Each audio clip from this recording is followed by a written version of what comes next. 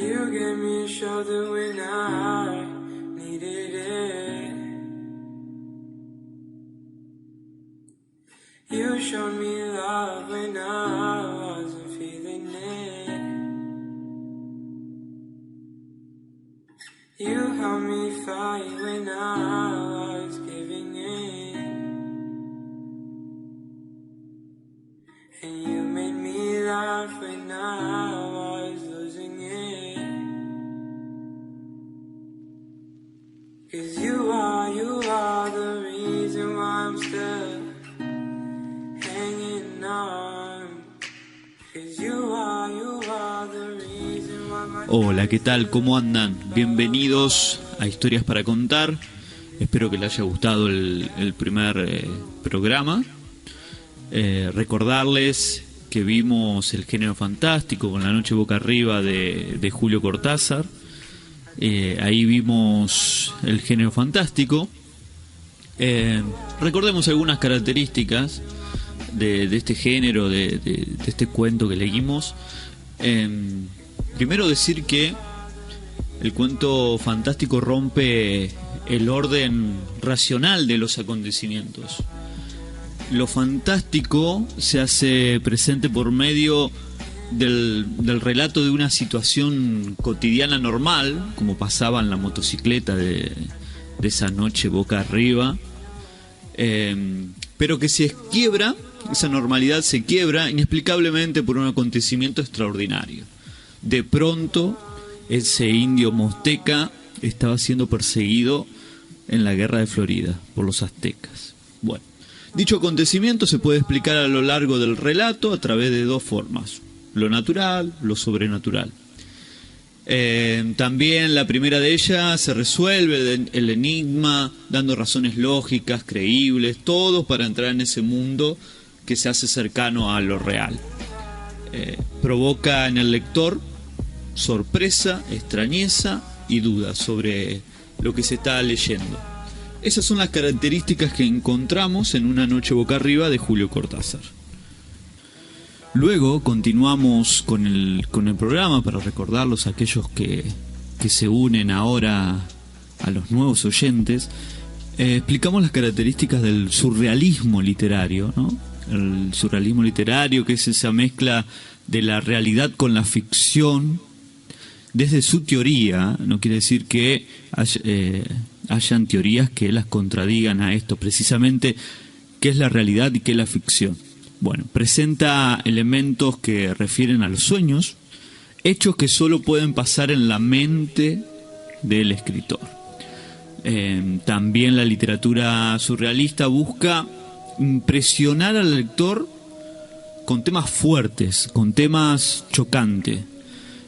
Supuestamente también el surrealismo tiene la influencia del psicoanálisis, la asociación libre, el uso de muchas imágenes, de metáforas.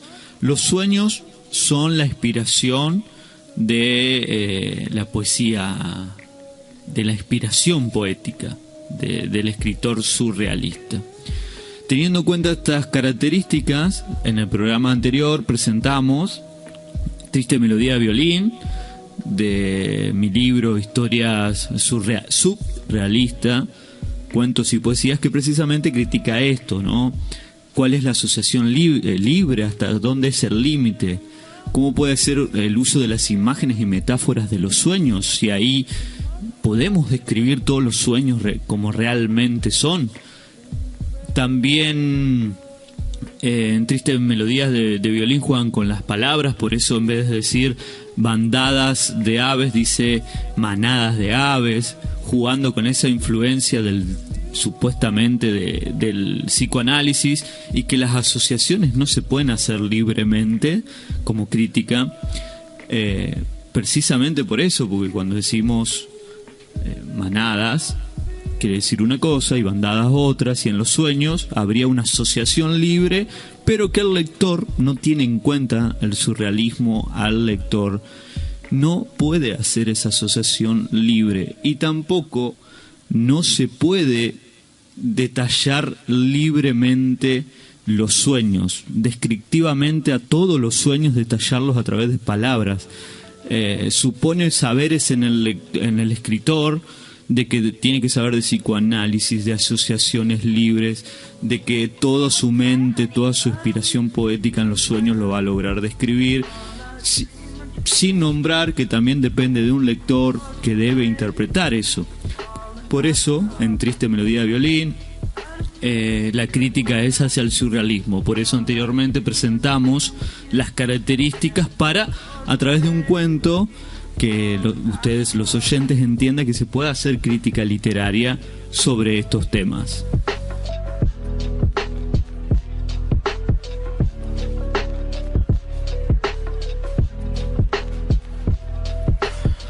Hoy vamos a entrar en otro tema, en lo que es las características del realismo literario, ¿no?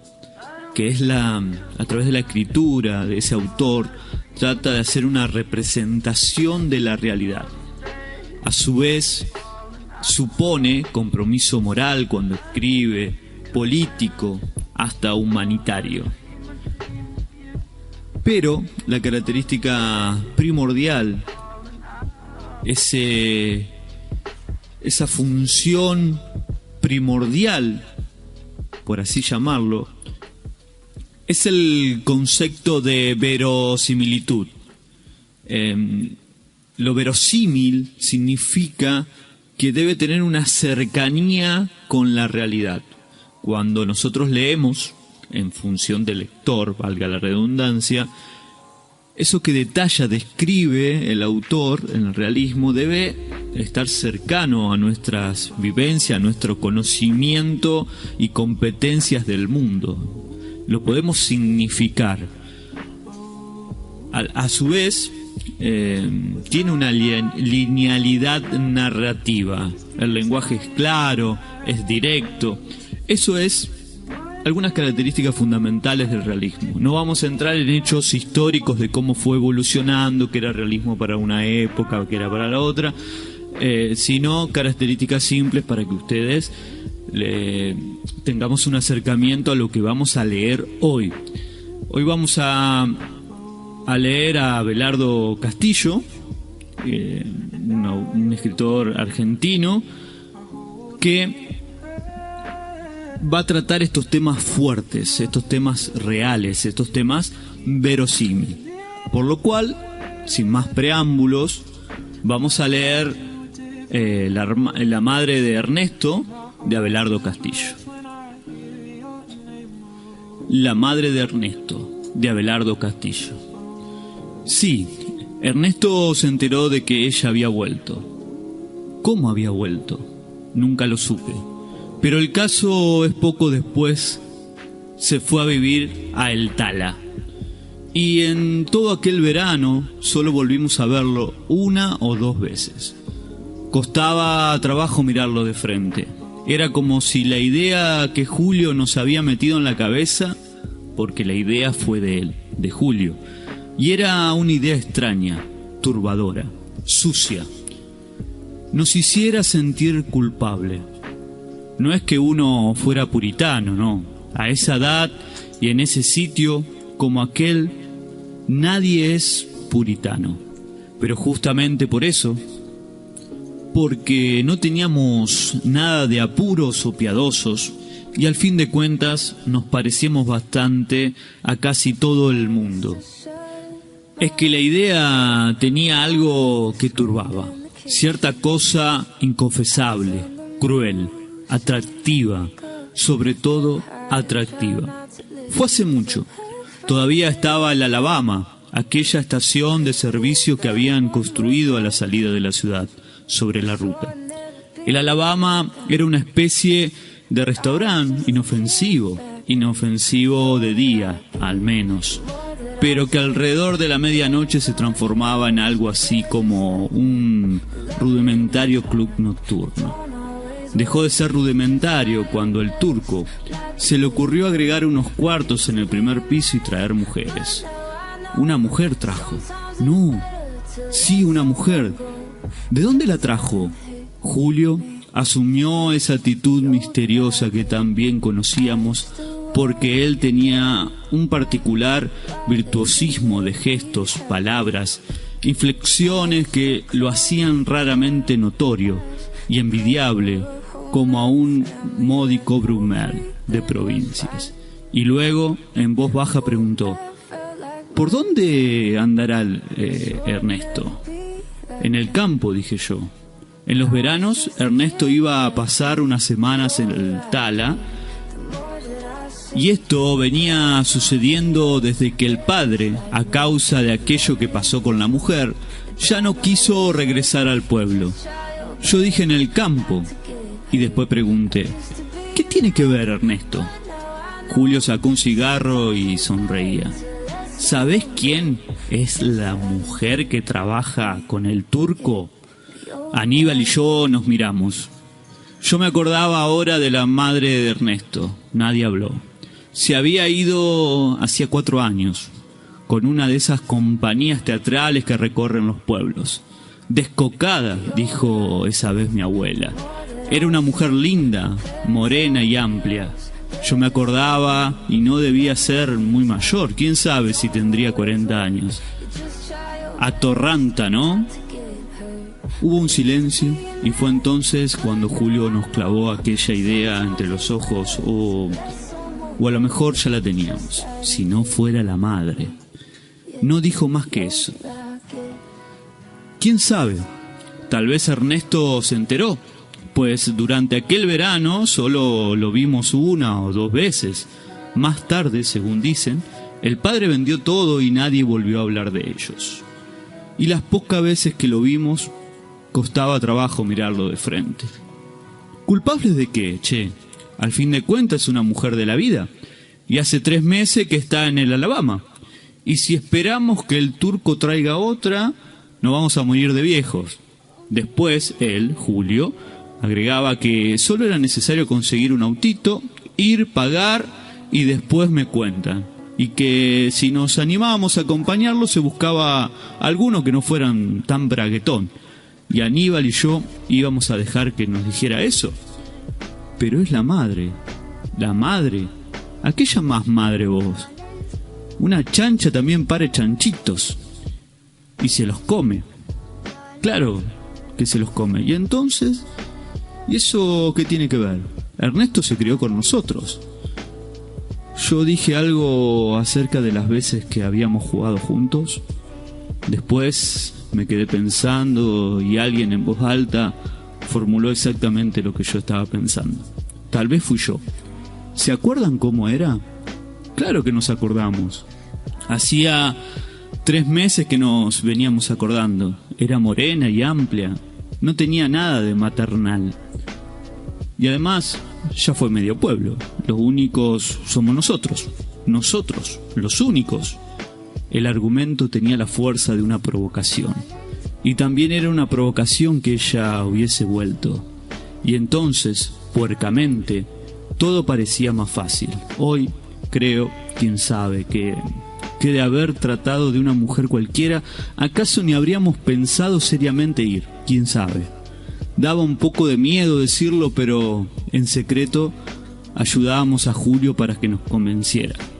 Porque lo equívoco, lo inconfesable, lo monstruosamente atractivo de todo eso era, tal vez, que se trataba de la madre de uno de nosotros. No digas porquerías, ¿crees?, me dijo Aníbal. Una semana más tarde, Julio aseguró que esa misma noche conseguiría el automóvil. Aníbal y yo lo esperábamos en el bulevar. No sé, lo deben haber prestado para mí.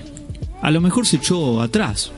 Lo dije como con desprecio. Me acuerdo perfectamente, sin embargo, fue una especie de plegaria. A lo mejor se echó atrás.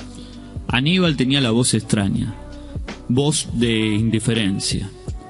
No lo voy a esperar toda la noche. Si dentro de 10 minutos no viene, yo me voy. ¿Cómo será ahora? ¿Quién? ¿La tipa? Estuvo a punto de decir la madre.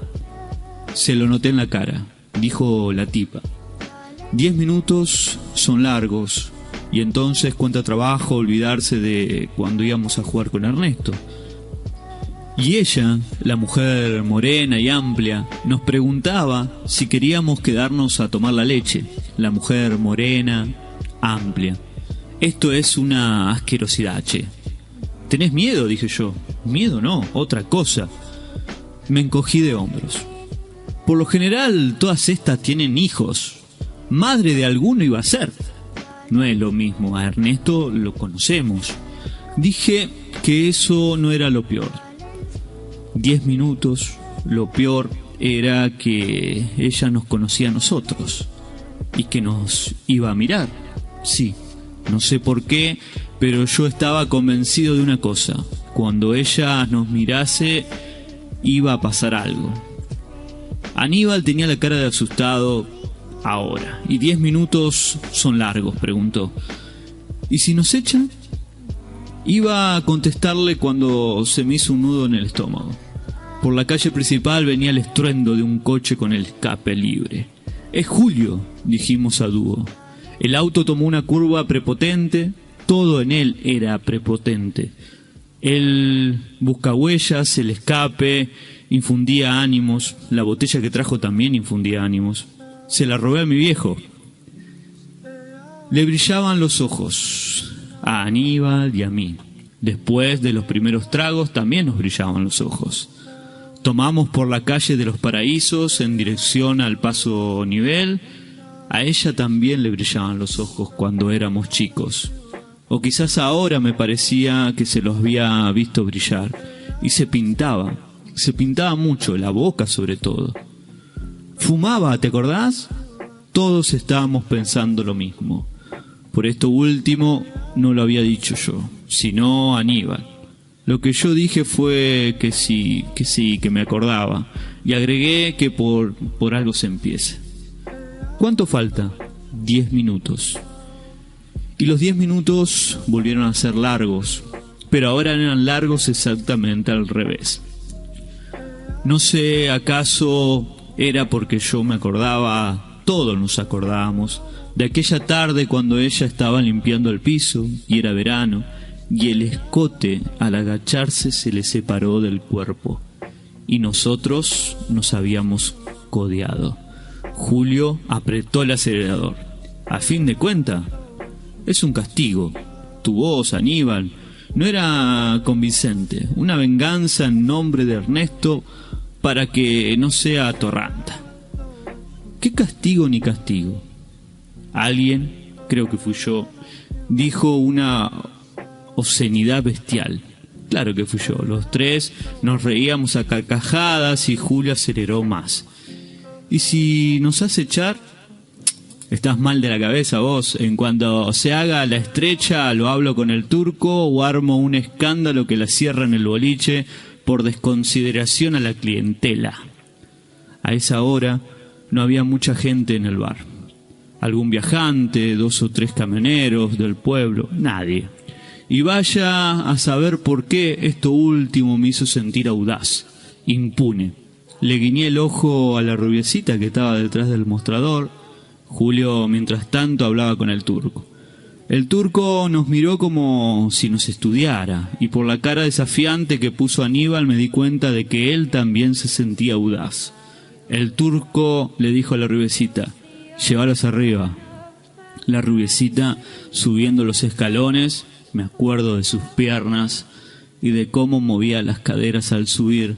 También me acuerdo de que le dije una indecencia y que la chica me contestó con otra, cosa que tal vez por el coñac que tomamos en el coche o por la ginebra del mostrador nos causó mucha gracia.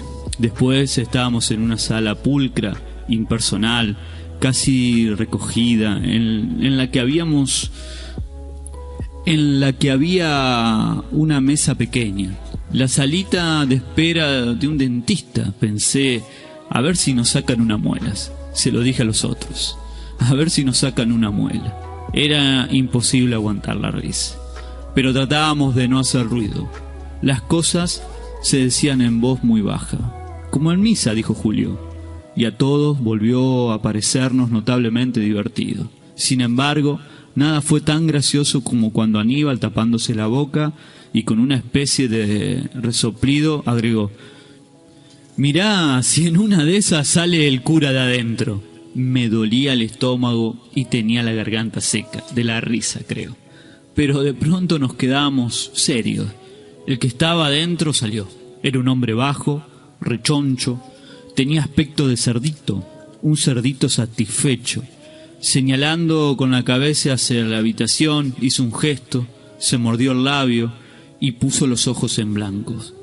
Después, mientras se oían los pasos del hombre que bajaba, Julio preguntó: ¿quién pasa? Nos miramos. Hasta ese momento no se me había ocurrido, o no había dejado que se me ocurriese, que íbamos a estar solos, separados, separados, delante de ella. Me encogí de hombros, qué sé yo, cualquiera. Por la puerta, a medio abrir, se oía el ruido del agua saliendo de una canilla. Lavatorio. Después, un silencio y una luz que nos dio en la cara. La puerta acababa de abrirse del todo. Ahí estaba ella. Nos quedamos mirándolas, fascinados. El deshabillé entreabierto y la tarde de aquel verano antes, cuando todavía era la madre de Ernesto. Y el vestido se le separó del cuerpo y nos decía si queríamos quedarnos a tomar la leche. Solo que la mujer era rubia ahora, rubia y amplia. Sonreía con una sonrisa profesional, una sonrisa vagamente infame. Bueno, su voz inesperada me sobresaltó. Era la misma. Algo, sin embargo, había cambiado en ella, en la voz. La mujer volvió a sonreír y repitió: bueno, como una orden pegadiza y caliente. Tal vez fue por eso. Los tres juntos nos pusimos de pies. Su deshabillé, me acuerdo, era oscuro, casi traslúcido. Voy yo, murmuró Julio, y se adelantó resuelto. Alcanzó a dar 2 pasos, nada más que 2 pasos, porque ella entonces nos miró de lleno, y él de golpe se detuvo. Se detuvo quién sabe por qué, de miedo o de vergüenza tal vez, o de asco. Y ahí se terminó todo, porque ella nos miraba, y yo sabía que cuando nos mirase iba a pasar algo. Los tres nos habíamos quedado inmóvil, clavados en el piso, y al vernos así, titubeante, vaya a saber con qué cara, el rostro de ella se fue transfigurando lenta y gradualmente, hasta adquirir una expresión extraña y terrible. Sí, porque al principio, durante unos segundos, fue perplejidad o incomprensión. Después no. Después pareció haber entendido oscuramente algo y nos miró con miedo, desgarrada, interrogante. Entonces lo dijo. Dijo si le había pasado algo a él, a Ernesto. Cerrándose el deshabillé, lo dijo.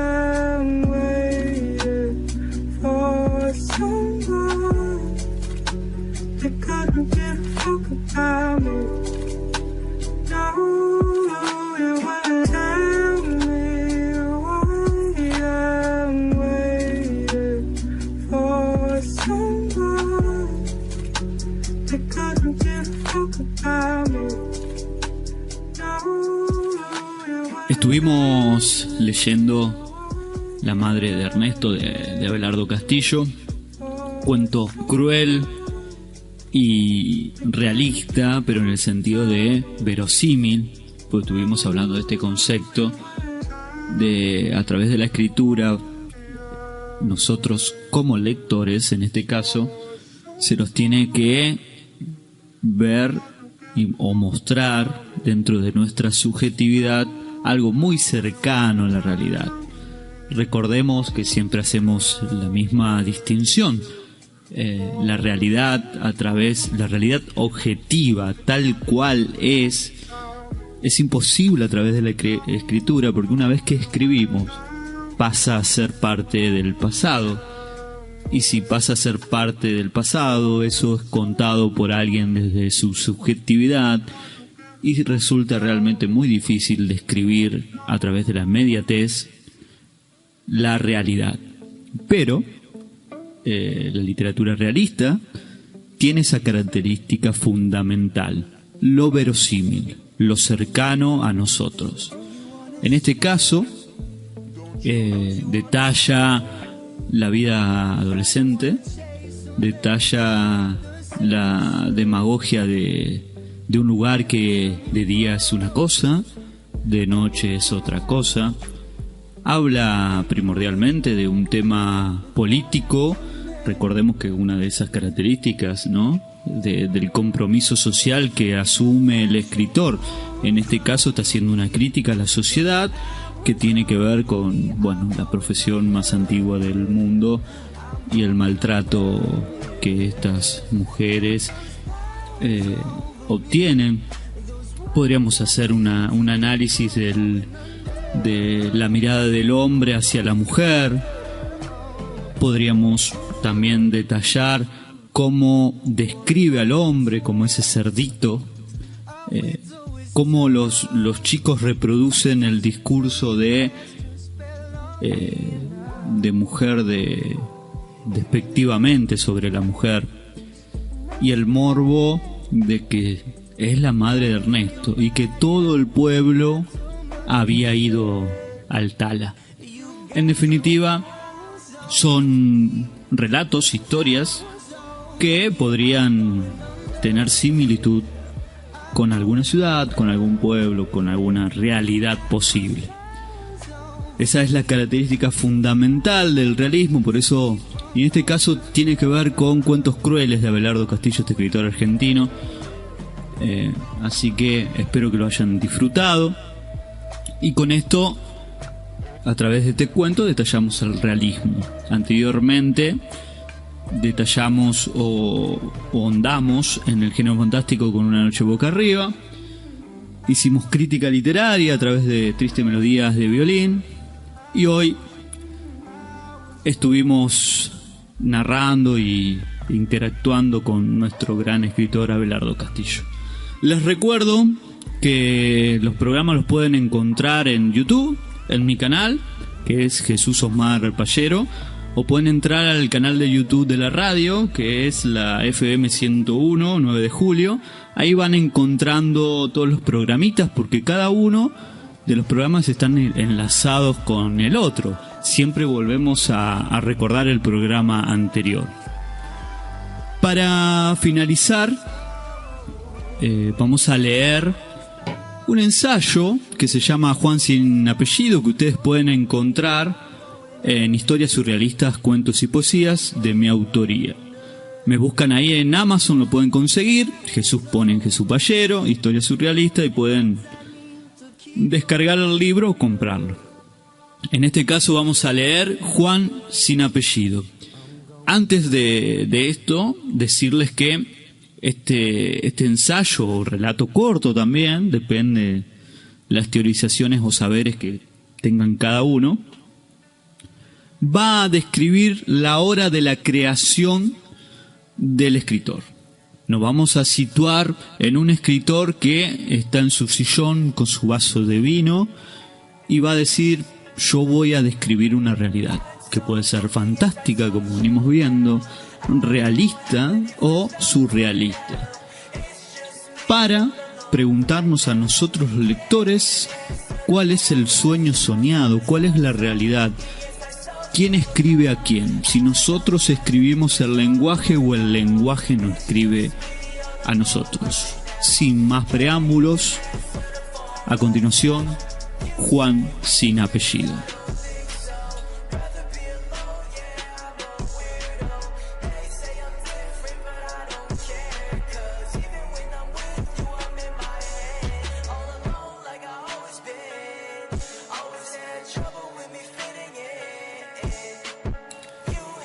El hombre creando a Juan sin apellido, en búsqueda de una historia que narrar, en medio de la nada.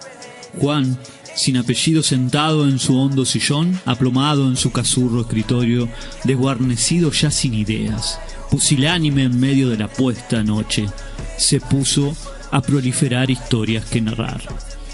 Las teorías que especulan y estudian la literatura son ignoradas en parte en la utilización cotidiana de conceptos ya apropiados por vaya uno a saber por quién.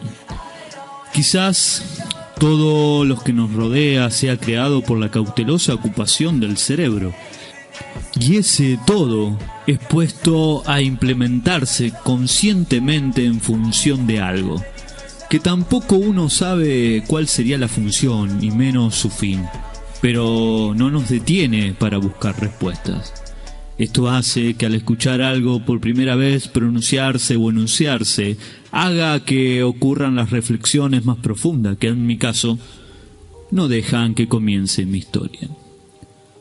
Juan, supersticioso y ya con el vaso del vino sin alcohol en su hondo sillón, en su escritorio apechugado por el peso de sus pies, ya sabía que su personaje sería un hombre entablado en la nada misma y gritando en medio de su habitación temblorosa. ¿Acaso las teorías literarias no arrastran su propio lenguaje y entran en conflicto con la profunda soledad en la que se escribe? Estoy seguro de que cuando esto ocurre aparece la crítica y convierte la literatura en una lemiscata aterradora sin alcanzar la verdad, y así da aires de insuficiente que inspira el nombre teoría. Hace que mi personaje vaya solo en el camino y que se diga a sí mismo que está muy satisfecho de haber escuchado ese concepto, o por lo menos saber que tiene una explicación para vivir en la mentira.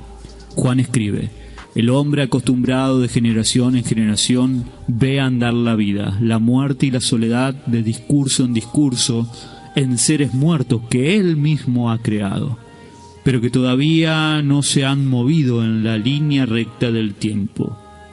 Los ve adiestrado y se saborea al creer que todo lo sabe, pero un puñal lo atraviesa al preguntarse: si yo imagino y creo, ¿quién me ha de imaginar quién hizo lo que soy? ¿Por qué la infinita e inacabable muerte persigue mi vida, que va a empezar a caminar sola y sin respuesta? Atormentado, desmenuza su silencio en la nada de la blancura desterrada, y tiembla a crear ruido en el primer paso de su camino. Ruido a gota que cae de lo alto al hondo río de su soledad, que encuentra su voz en el sonido, que será una lluvia torrencial en otro punto de algún otro universo. Descubre su grito desolado en la nada de su lemiscata infinita. Juan, sin apellido, caprichoso, al rabiar teorías absurdas e incoherentes y sin sentido, ya pestoso por la suciedad que le daban las horas y la luz que golpeaban sus ojos, siguió escribiendo. El hombre degustaba almas negras y civilizaciones que llegaban mientras soñaba otros mundos. Encontraba verdades en el conocimiento, en la liberación, en el poder, en el abandono. Veía en el movimiento cambiar los mundos y cómo se los revolucionaba. El hombre gozaba de los destellos de la soledad de su blanco paisaje cuando dejaba de crear. Rellenaba las blancas nubes que apenas se diferenciaban de un blanco total y sólido. Les daba vida a 1000 espíritus misteriosos que jugaban a adivinar y explicar entes inexplicables. Él se entretenía en sus horas infinitas, pero sentía que le faltaba algo. Un día se le ocurrió crear a otro ser, su lado más sutil e inteligente, una mujer, y la dejó libre. La veía como una gran poetisa, a veces como talentosa, Notaba que unía y destruía, provocaba e iluminaba. Había creado una respiración, una conversación con la ausencia, el entretejido de una textura o el recuerdo de todas las culturas. De pronto, el hombre dejó de imaginarla. Ella y él, todo murió. Sintió que él era inmenso en el universo, pero finito al caminar solo. Lamentó que el tiempo se haya comportado como cíclico, y a la vez que se haya hecho inalcanzable la verdad. Él también murió. Alguien había dejado de imaginarlo. Quizás la muerte arrastró su propio grito, o se imaginó a sí mismo, o quizás lo imaginaron, y escribieron su historia, y su voz en la nada. La Lemniscata fue a su casa. Su aterradora e infinita duda sin respuesta a la pregunta de por qué fue una mentira su historia. Juan, sin apellido, ya había encontrado una historia que narrar. Dando vueltas en mi sillón, riendo, pienso que siempre se trata de amor. Recuerdo que sentía aversión por las personas, las achataba, y ahí entendí que ya no estaba solo y que la literatura sirve para todo. Digamos que siendo un finito hombre en este paisaje blanco en medio de la nada, gozando de destellos de luz en la soledad, lleno de contradicciones, soy más leal y digno al no afirmar nada y entender que todo es infinito. Quizás sea Juan sin apellido quien me ha de imaginar en este momento. Espero frenéticamente que no deje de crear. Me siento terriblemente solo en esta Lemniscata literatura, entre el todo y la nada.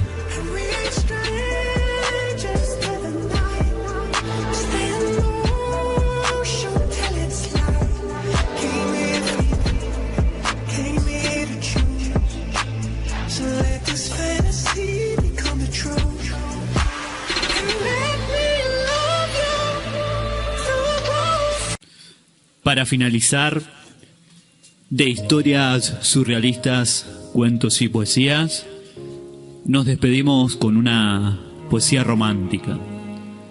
El río que te vio. Cuando llego hasta aquí, me arrodillo y me desplomo fácilmente. Me caigo a pedazos al imaginarte allá a lo lejos en el río.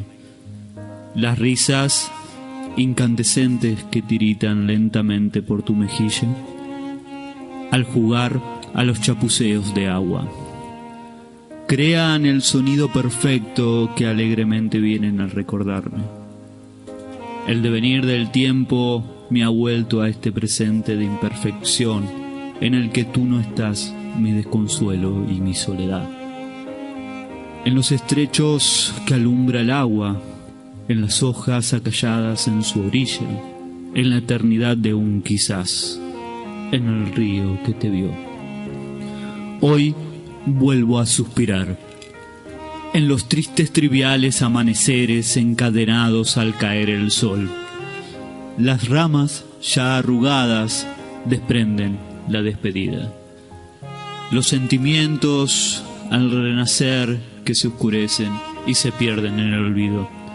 Relampaguean para siempre en mi estruendoso palpitante corazón, cuando los besos atormentados caen en mi mente.